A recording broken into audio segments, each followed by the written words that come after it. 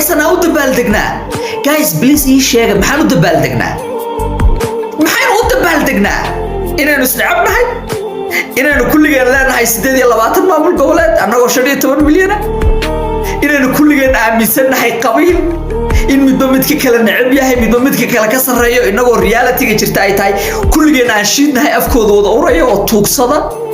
inagoo wada qaxooti like maxaan u dabaaldegnaa come on ii sheeg like I don't understand I don't get it waxaan u dabaaldegnaa in shubooyin ay ku jiraan TikTok-ka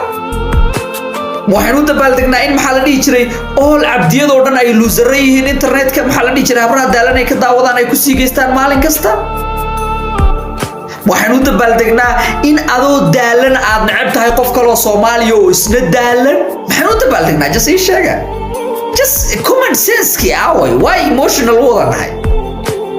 yes Soomaaliya maxaa la dhihi jiray wadankaygi waaye Soomaaliya waa jeclahay Soomaaliya maxaa la dhihi jiray qof kastoo Soomaaliya ku nool wuxuu u qalmaa inuu nolol fiican ku noolaado laakiin wixii aynu shaqaysanayno leenahay just bullshit-kaasaan maalmaha dhago calanka no bitch waxaad ku raadinaysaa calanka attention stop this shit maxay hadii malaayna in calanka maanta inta soo dhigto anaan dhaho garmaan midowgee adduunka inaga iskugu nacab like annaga dhan waa daalanahay adduunkaan iskugu nacabnahay with come on man waxyaabaha qaar aan iga dhaadhicin baa jirta iga dhaadhici sida laandheero ku tahay iga dhaadhici sida 26 Juun kaliya wadani ku tahay inta kalena aad maamul goboleedkaaga maxaa la dhihi jiray aad meelaha la taagan tahay